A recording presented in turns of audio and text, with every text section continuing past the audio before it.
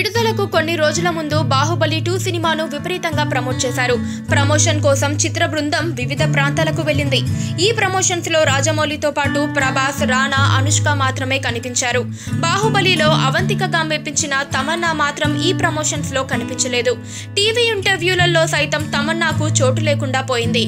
Dubai tour వెళ్లిన బాహుబలి బృందం కనీసం తమన్నాను కాంటాక్ట్ కూడా చేయలేదని సమాచారం.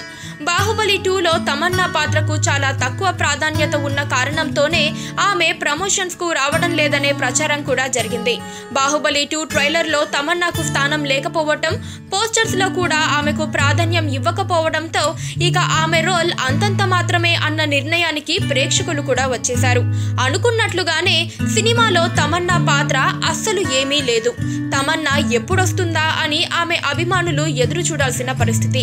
సినిమా క్లైమాక్స్ కి వచ్చినా ఆమె కనపడకపోవటం ఆశ్చర్యపరిచింది. ఒక్క క్లైమాక్స్ యుద్ధ సన్నివేశంలో మాత్రమే ఆమె కనిపించింది.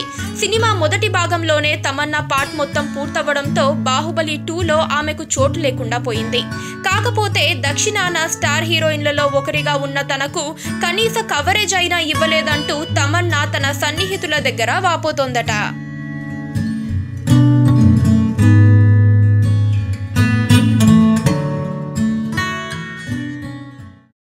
పక్కనే ఒక గంట సింబల్ కనిపిస్తుంది కదా, దాన్ని నొక్కారనుకోండి, మేం చేసే వీడియో అప్డేట్స్, నోటిఫికేషన్స్ అన్నిటితో మీ డివైస్లో వాలిపోతుంది.